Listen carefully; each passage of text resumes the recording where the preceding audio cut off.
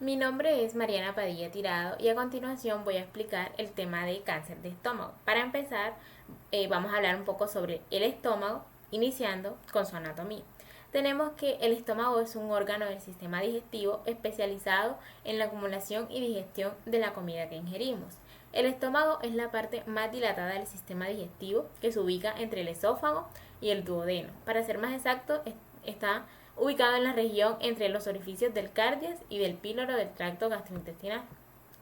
Las cuatro secciones principales del estómago son el cardias, el fondo o fundus gástrico, cuerpo gástrico y la porción pilórica. El cardias está rodeado por el orificio del hiato esofágico, que es una abertura localizada en el diafragma en la unión del esófago y el estómago, que permite el paso del tubo digestivo de la cavidad torácica a la cavidad abdominal. Esta es la primera porción del estómago por donde la comida ingerida pasa y representa pues la puerta de entrada del estómago. El fondo gástrico es la porción dilatada superior del estómago, que está localizada superiormente en relación con el plano horizontal pues, del orificio del cardias. Después encontramos el cuerpo gástrico, que es la porción más grande de este órgano del estómago. Y finalmente tenemos la porción pilórica, que representa la puerta de salida del estómago que lleva su contenido hacia el duodeno. El píloro tenemos que se divide en dos partes, que son el antro pilórico, que se encuentra conectado al estómago, y el canal pilórico, que se conecta al duodeno. Tenemos que el estómago tiene una forma característica de J. Esto se debe a la presencia de dos curvaturas desiguales, como son la curvatura más grande y convexa, que está localizada en el lado izquierdo del estómago, llamada curvatura mayor, la cual comienza en la incisura del cardias, formada entre el borde del esófago y el fondo gástrico, y la curvatura más pequeña y cóncava, que se encuentra en el lado derecho del estómago y es denominada curvatura menor. Esta curvatura más pequeña presenta una pequeña escotadura denominada incisura angular, que marca la línea de intersección entre el cuerpo gástrico y la porción pilórica del estómago.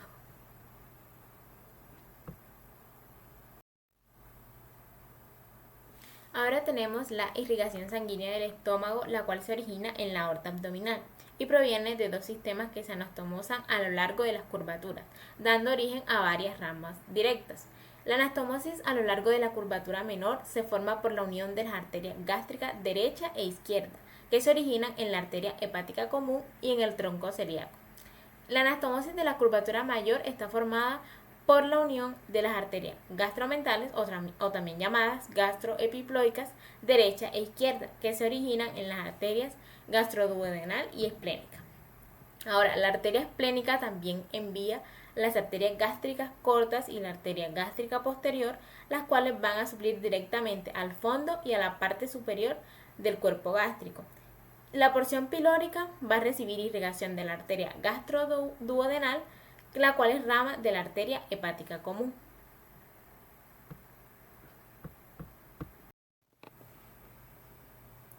En cuanto a la fisiología, tenemos que la principal función del estómago involucra la digestión tanto mecánica como química de los alimentos que ingerimos. Estos pasan por el esófago y a través del orificio del cardias entran al estómago, donde se mezclan con el jugo gástrico.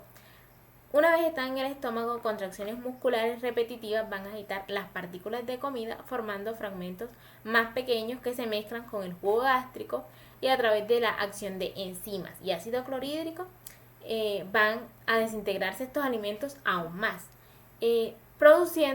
llevando a que se produzca una sustancia semilíquida llamada quimo, la cual va a pasar al duodeno a través del píloro por un proceso denominado peristalsis gástrica.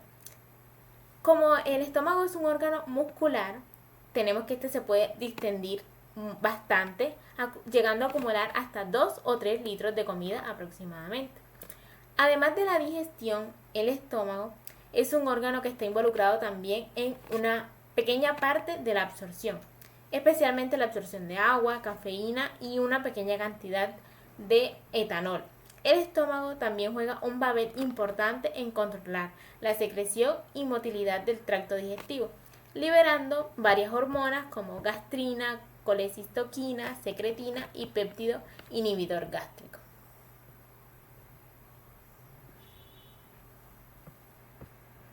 En cuanto a la semiología, tenemos que las regiones del abdomen son divisiones teóricas que se utilizan en el contexto clínico para ayudar a localizar, identificar y diagnosticar signos y síntomas que presenten los pacientes. Existen dos esquemas principales de categorización. El primero, y el más sencillo, es un mapa que divide las regiones abdominales en 4 cuadrantes, mientras que el segundo es un esquema que divide las regiones abdominales en 9 segmentos. Empezamos con el esquema que divide en 4 cuadrantes. Estos cuadrantes están separados por líneas imaginarias que se pueden trazar en el abdomen usando como referencia ciertos puntos anatómicos. Tenemos que el plano medial de esta división es aquel que sigue la línea alba y se extiende desde el proceso sifoides hasta la sínfisis del pubis.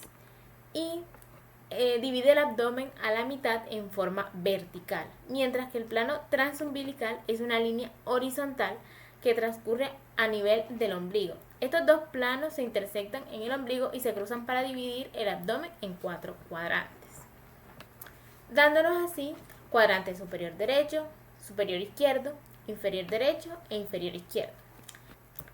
Ahora, en cuanto al esquema que divide el abdomen en 9 regiones, tenemos que hay 2 planos verticales y 2 planos horizontales que se usan para separar a estos 9 segmentos. Los planos verticales son las líneas medioclaviculares izquierda y derecha. Estas líneas recorren desde el punto medio de la clavícula en dirección caudal hacia el punto medio del ligamento inguinal. Y los planos horizontales incluyen los planos subcostal e intertubercular. El plano subcostal transcurre horizontalmente a través del borde inferior del cartílago costal de la 10ª costilla en ambos lados del cuerpo. Y el plano intertubercular pasa a través de los tubérculos de la cresta ilíaca y el cuerpo de la 5ª vértebra lumbar. Ahora, en cuanto a la histología, tenemos que la pared del estómago tiene 5 capas. La capa más interna, que recibe el nombre de mucosa, es en donde se producen el ácido estomacal y las enzimas digestivas. Tenemos que la mayoría de cánceres de estómago se producen o inician en esta capa llamada mucosa. A esta capa le sigue una capa de apoyo llamada submucosa. Fuera de esta otra capa llamada muscularis propia, la cual es una capa gruesa de músculo que ayuda a mover y mezclar el contenido del estómago. Y por último tenemos las 2 capas externas, que son la subserosa y la serosa, que es la más externa, las cuales al ser las más externas envuelven al estómago. ¿Por qué son importantes hablar o conocer un poco sobre esta histología de la pared del estómago?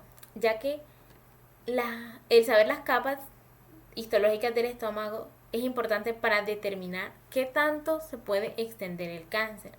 Además de entender cuál puede ser el pronóstico de ese paciente dependiendo de qué capa esté afectada en un paciente con cáncer de estómago.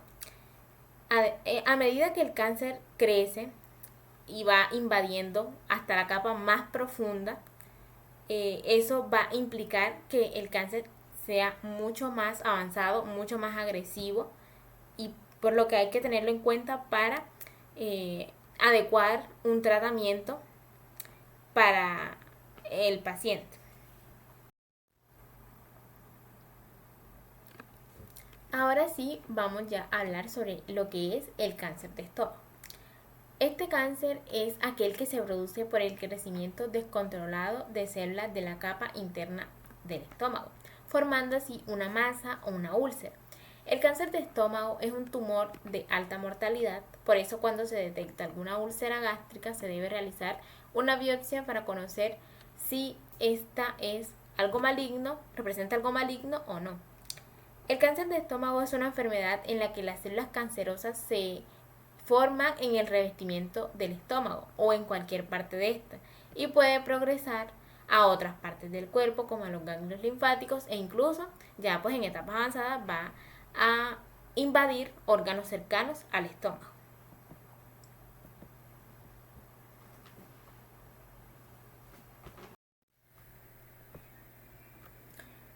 En cuanto a la fisiopatología, tenemos que el cáncer de estómago tiende a desarrollarse lentamente en un periodo de muchos años. Antes de que se forme un verdadero cáncer, a menudo ocurren cambios precancerosos en el revestimiento interno, es decir, en la mucosa del estómago. Estos cambios, cuando ocurren, no van a presentar síntomas en el paciente, es decir, ocurren, pero el paciente no va a presentar ningún síntoma de algún signo de un cáncer de estómago. Dependiendo de dónde inicie el cáncer de estómago, de eso va a depender los síntomas que se van a presentar. También depende de dónde se presente el cáncer de estómago, de dónde se localice. De eso va a depender también qué tratamiento se le va a realizar al paciente.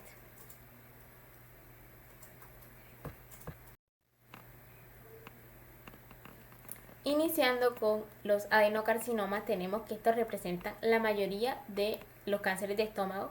Cerca del 90 al 95% de los cánceres de estómago que se presentan son adenocarcinomas. Estos cánceres se originan en las células glandulares del revestimiento más interno del estómago, como sabemos es la mucosa.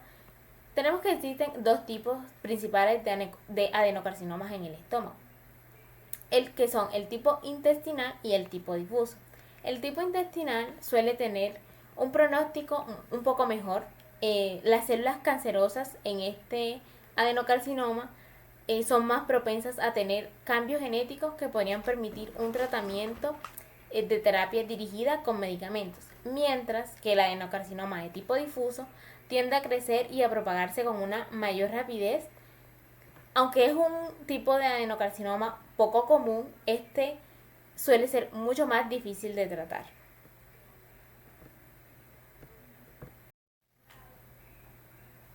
Ahora, los tumores del estroma gastrointestinal son tumores poco frecuentes y poco comunes que representan menos del 1% de todos los tumores gastrointestinales. Se originan en formas muy tempranas de células de la pared del estómago llamadas células intersticiales de Cajal. Aunque los tumores del estroma gastrointestinal se pueden originar en cualquier lugar del tracto digestivo, la mayoría comienzan en el estómago y en el intestino delgado.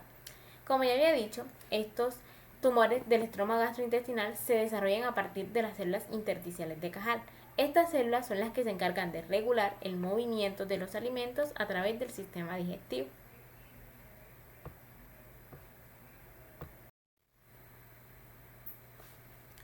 Existen varios factores de riesgo que pueden provocar que una persona sea más propensa a padecer cáncer de estómago. Dentro de estos factores de riesgo tenemos el género, que el cáncer de estómago es mucho más frecuente en hombres que en mujeres. La edad, el cáncer de estómago puede ocurrir en personas jóvenes, sí, pero el riesgo va a aumentar a medida que la persona envejece.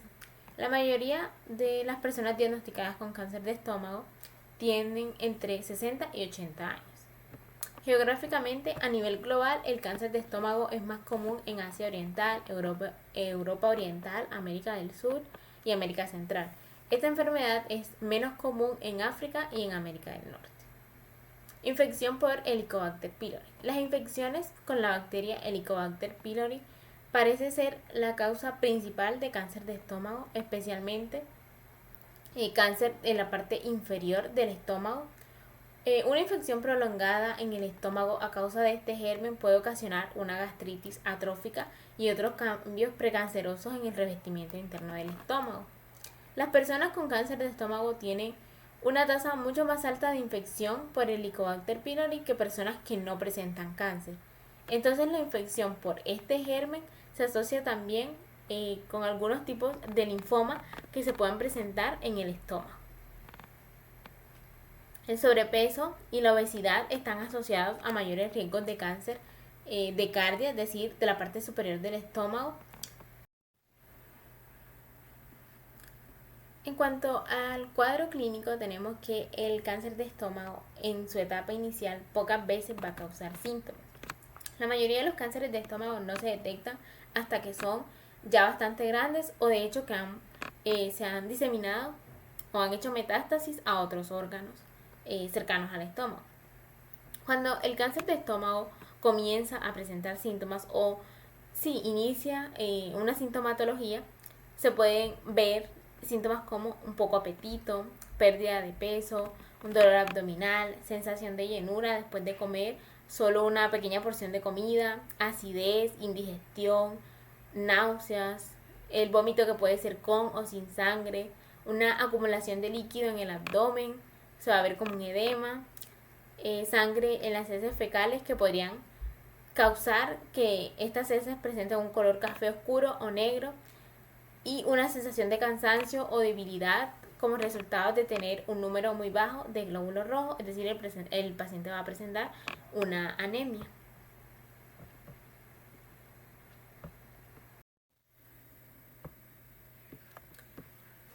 En cuanto al diagnóstico, tenemos que el cáncer de estómago suele encontrarse cuando la persona pues va al médico manifestando signos y síntomas, y estos al observarlos se puede llegar a la sospecha de que hay un cáncer de estómago. Sin embargo, pues para confirmar esto se deben realizar exámenes y pruebas para determinar con seguridad de que se trate de un cáncer de estómago. Lo inicial que se debe realizar es un historial médico, un examen físico adecuado, pues para determinar si hay sangrado a nivel estomacal o no. Entonces se le debe preguntar al paciente pues qué síntomas presenta, si presenta problemas para comer, dolor, edema. En un adecuado examen físico, una adecuada inspección, palpación, percusión, auscultación, buscando algo anormal a nivel pues abdominal o en el estómago del paciente. Se puede solicitar un análisis de sangre para ver si el paciente tiene anemia. Pues si esto llegara a suceder, esto me estaría indicando de una causa de sangrado en el estómago. También se puede hacer una prueba para determinar la presencia de sangre en las heces fecales, que tal vez no se observa a simple vista, pero a nivel de laboratorio sí se observaría. Esto indicaría un sangrado estomacal. Ya para empezar a hacer pues digamos pruebas para buscar y confirmar que lo que se trate sea un cáncer de estómago, se puede iniciar pues digamos con una endoscopia superior, la cual es una prueba que se hace con mucha frecuencia si se piensa que puede haber un cáncer de estómago. Durante este estudio lo que se hace es insertar por la garganta un endoscopio, el cual es un tubo delgado y flexible que tiene una fuente de luz y una pequeña cámara de video que se conecta al extremo.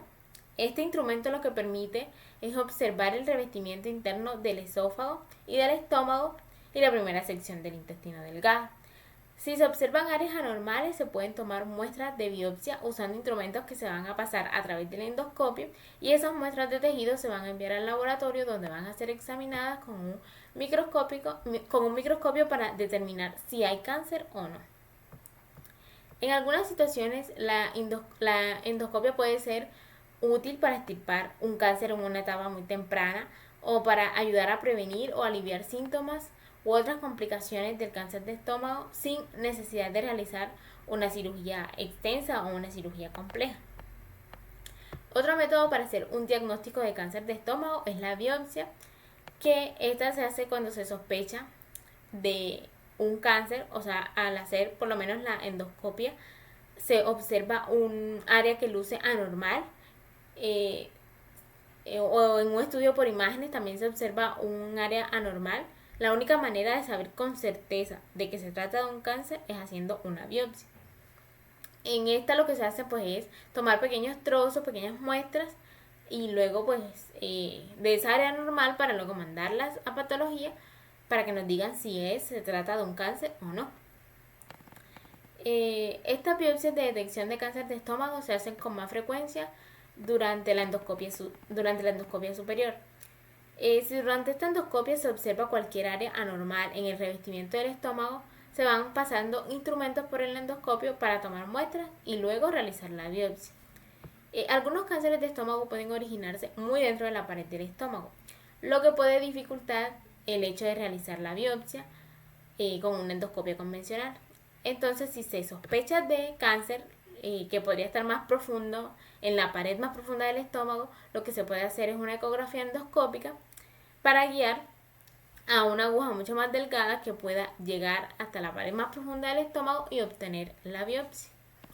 Las muestras de biopsia lo que se hacen es enviarlas al laboratorio para que se observen bajo microscopio y pues de esa manera examinar y determinar si es cáncer o no. Y pues si llega a ser cáncer, pues determinar qué tipo es, si es un adenocarcinoma intestinal o un adenocarcinoma difuso, si es un tumor carcinoide o un tumor estromal gastrointestinal o un linfoma.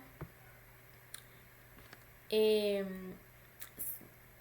si se encuentra que es cáncer, pues se pueden hacer pruebas en las muestras de la biopsia para obtener mucha más información sobre esas células cancerosas. Ahora tenemos en cuanto a los estudios por imágenes, que estos lo que van a hacer es ayudar a determinar si hay un área de sospecha de cáncer.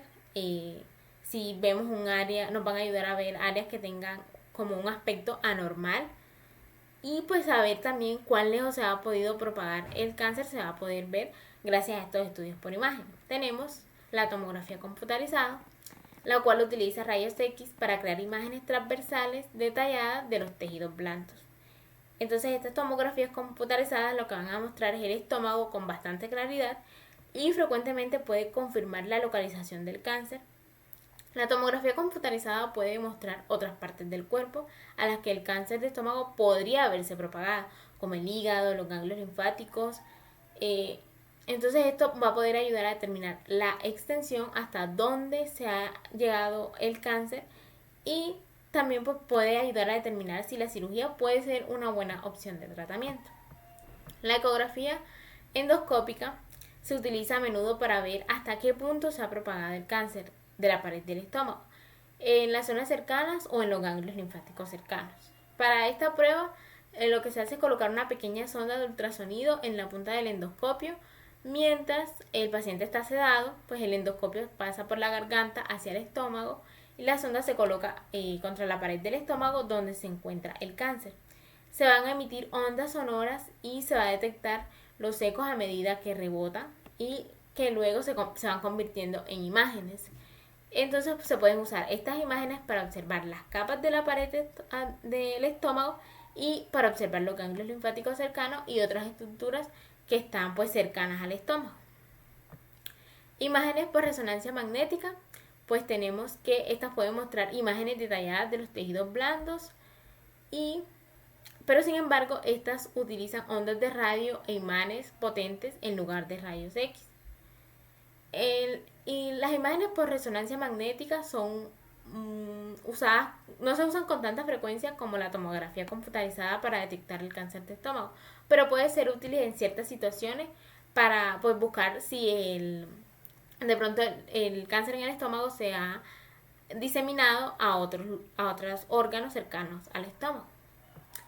Y en cuanto a la radiografía, este estudio puede ayudar a mostrar pues si el cáncer se ha propagado, si se ha hecho metástasis a otros órganos y también ayudaría a mostrar o a determinar qué tan lejos ha llegado el cáncer hacia otros órganos pues cercanos al estómago.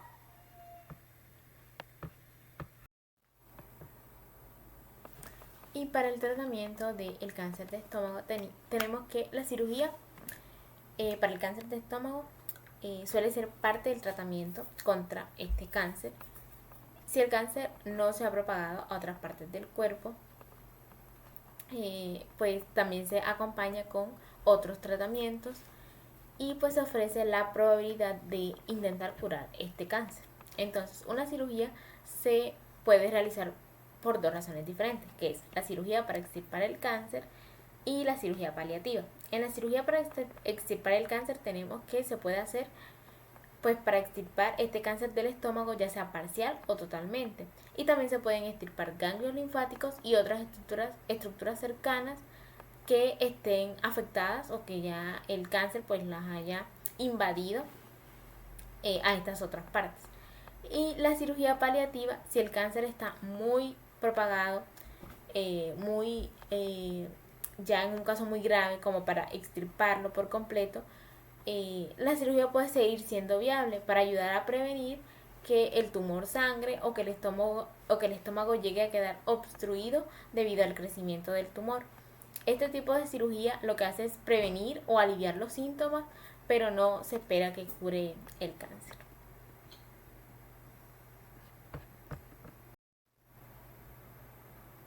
Tenemos que la resección endoscópica eh, es un procedimiento que se va a utilizar para tratar el cáncer en una etapa muy temprana, cuando no se cree que el tumor haya crecido hasta lo profundo de la pared del estómago, y la probabilidad de que haga metástasis hacia otras partes por fuera del estómago o a otros órganos cerca del estómago, esa probabilidad sea muy baja. Este procedimiento no va a requerir una incisión o un corte en la piel, sino que lo que se hace es a través de un endoscopio, que va a pasar por la garganta hacia el estómago. A través de este se van a poder pasar instrumentos quirúrgicos para extirpar el tumor y algunas capas de la pared estomacal normal que están por debajo y a su alrededor.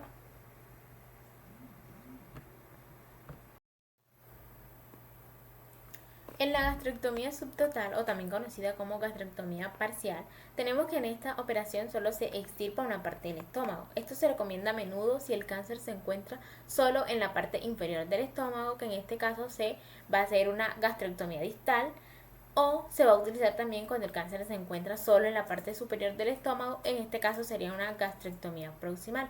Después de que se haga este tipo de cirugía, para el paciente va a ser mucho más fácil alimentarse si solo se extirpa una parte del estómago.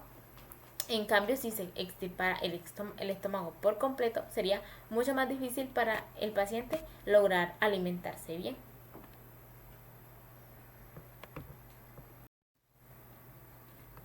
Y en la gastrectomía total tenemos que esta operación se hace pues si el cáncer se ha propagado o ha hecho metástasis hacia otras partes, otros órganos cercanos al estómago. A menudo también se recomienda si el cáncer se encuentra en la parte superior del estómago, cerca del esófago. En esto lo que se hace es extirpar el estómago por completo, los ganglios linfáticos cercanos, si el cáncer pues los ha llegado a alcanzar. Entonces lo que se hace es que el extremo del esófago se adhiere a parte del intestino delgado, lo cual va a permitir que los alimentos pasen por el tracto intestinal. Sin embargo, las personas a quienes les han extirpado el estómago por completo solo pueden comer una pequeña cantidad de alimentos a la vez, debido a que pues debido a esto pues van a necesitar comer con más frecuencia, porque cada vez que coman tienen que comer es en pequeñas porciones, pequeñas cantidades de alimentos.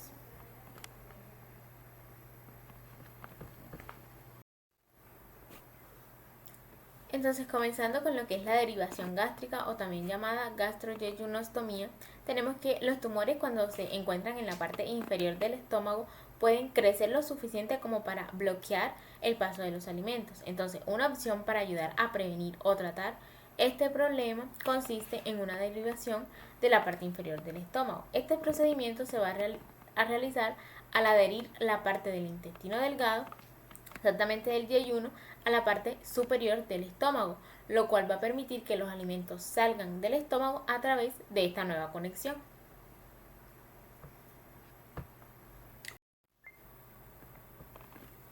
Y pues otro procedimiento es la colocación de una sonda de alimentación, que esto se da en algunas personas que pues por el cáncer de estómago no pueden ingerir los suficientes alimentos o bebidas como para obtener una nutrición adecuada. Entonces en estos casos lo que se puede realizar es una operación menor para colocar una sonda de alimentación a través de la piel del abdomen hacia la parte inferior del estómago, al cual se le va a conocer como un tubo de gastrostomía o tubo G. O otro que se puede colocar es un tubo hacia el intestino delgado, al cual se le va a conocer como tubo de yejunostomía o tubo J. Estos lo que van a permitir es que se administren líquidos nutritivos por estos tubos para pues lograrle dar una alimentación y una nutrición al paciente.